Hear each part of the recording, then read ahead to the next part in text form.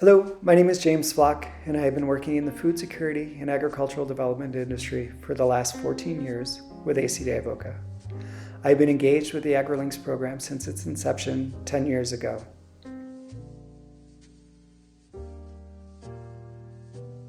The way I would describe Agrilinks to someone who's never heard of it is informative. Agrilinks does a very good job of identifying specialists within a wide variety of sectors, covering a large amount of topics, ranging from on-farm productivity to data analytics to women empowerment and so much more.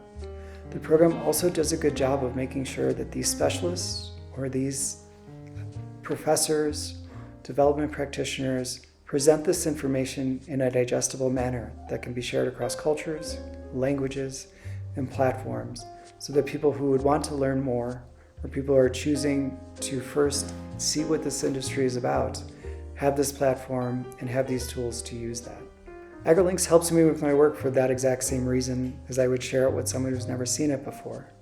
It piques my curiosity to jump on one of the webinars. If I'm looking at a topic that I'm unfamiliar with, Agrilinks is one of the first places I go as a resource to give me a general base of knowledge.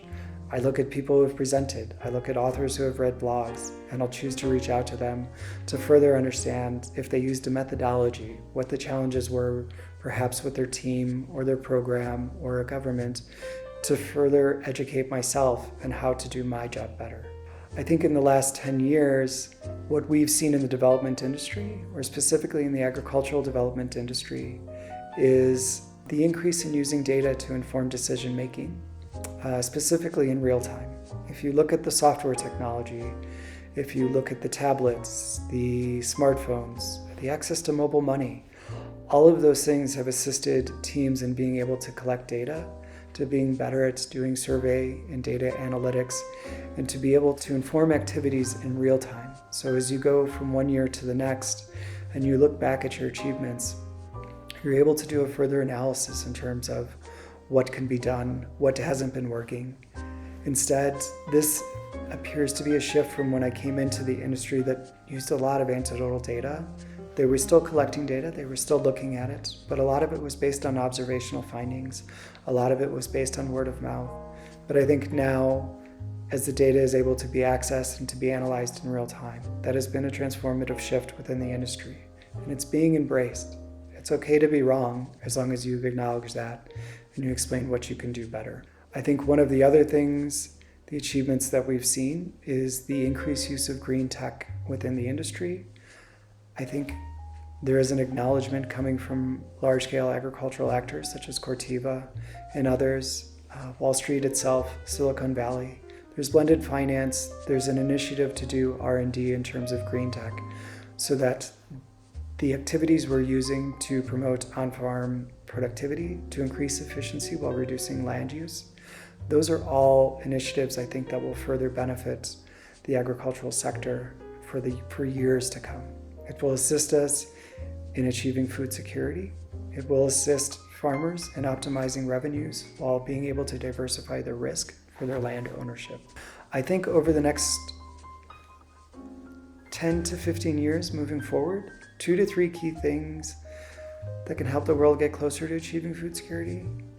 I think one of the things is looking at something that's been upcoming over the last few years, which is an increase in fortification and nutrition market facilitation initiatives. So understanding the impacts of not only having a balanced diet, but how nutrition can impact not only a family, but how so can impact health budgets and government budgets in terms of having a population that is not only well-fed, but is getting access to the nutrients that they need to feed their families and to maintain their health.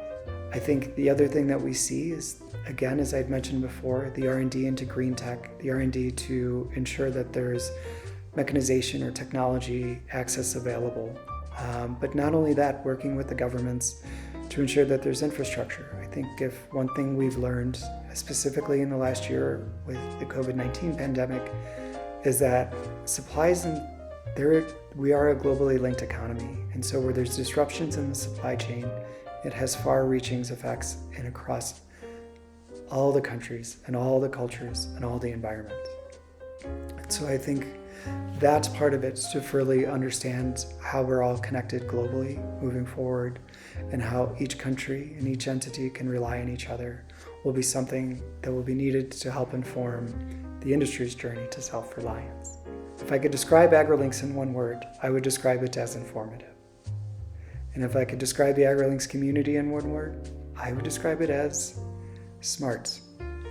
There are a lot of smart people out there in the world, and this platform provides a gateway and a pathway to understand more about all the good work that is being done within the sector. And it helps people be informed on the challenges that might lie ahead. And so with that, I say happy anniversary to Agrilinks, and I look forward to learning more from you over the next 10 years.